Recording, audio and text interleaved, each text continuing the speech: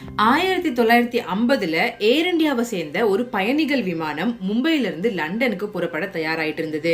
மும்பையிலிருந்து லண்டன் ரொம்ப லாங் ஜேர்னின்ற காரணத்தினால அது முதல்ல மும்பையிலிருந்து எஜிப்ட்ல உள்ள கைரோக்கு போகும். திருப்பி எஜிப்ட்ல உள்ள கைரோல இருந்து சுவிட்சர்லாந்துல உள்ள ஜெனீவாக்கு போகும். அங்கிருந்து அதோட ஃபைனல் டெஸ்டினேஷனான லண்டனுக்கு போய் சேரும். ஏரோப்ளைன் எல்லா ப்ரீ செக்ஸும் முடிச்சதுக்கு அப்புறமா பைலட்ஸும் எல்லாத்தையும் வெரிஃபை பண்ணதுக்கு அப்புறமா நல்லபடியா அந்த ஏர் இந்தியா விமானம் மும்பையில இருந்து கைரோக்கு கிளம்புது. கைரோக்கு நல்லபடியா ரீச்சும் ஆயிடுச்சு. திருப்பி அங்க இருந்து அந்த விமானம் சுவிட்சர்லாந்துக்கு கிளம்பி போயிட்டு இருக்கு. இப்படி போயிட்டு இருக்கும்போது நடுவுல அந்த விமானத்தோட தொடர்பு ஏர் டிராபிக் கண்ட்ரோலர் கிட்ட இருந்து கட் ஆகுது. 1950கள்ல இந்த மாதிரி தொடர்பு கட் ஆகுறது ஒரு 2 நிமிஷம் இல்ல 5 நிமிஷத்துக்கு நார்மல் தான். பட் அதுக்கப்புறமா திருப்பி அந்த ஏரோப்ளைன் வந்து ஏர் டிராபிக் கண்ட்ரோலரோட கனெக்ஷனுக்கு வந்துடும். பட் இந்த பிளைனை பொறுத்த வரைக்கும் அரை மணி நேரம் ஆகுது, 1 மணி நேரம் ஆகுது. இந்த பிளைன் திருப்பி ஏர் டிராபிக் கண்ட்ரோலரோட கனெக்ஷன்ல வரவே இல்லை. மாறா அது ரேடாரை விட்டே மறைஞ்சு போயிடுச்சு.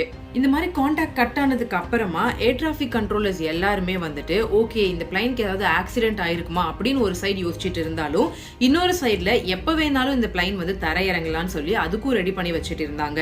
பட் அவங்களுக்கு மிஞ்சினது ஏமாற்றம் மட்டும்தான். அந்த பிளைன் 1 மணி நேரம் ஆகுது, 2 மணி நேரம் ஆகுது, அது தரை இறங்கவே இல்லை. அதுக்கப்புறமா அவங்க வந்து உடனே சர்ச் டீமுக்கு வந்து அலர்ட் கொடுக்குறாங்க. ஸோ இந்த பிளைனுக்கு என்ன ஆச்சு அப்படின்றத இந்த வீடியோல பார்க்க போறோம். அது மட்டும் இல்ல, இதே மாதிரி இன்னொரு பிளைனுக்கும் நடந்திருக்கு. 1950ல இருந்து ஒரு 16 வருஷம் கழிச்சு நம்ம வந்து பார்த்தோம் அப்படின்னா அதே இடத்துல அதே சுவிட்சர்லாந்துக்கு போகக்கூடிய ஒரு ஏர் இந்தியா ஏரோப்ளைனுக்கே இந்த விபத்து நடந்திருக்கு.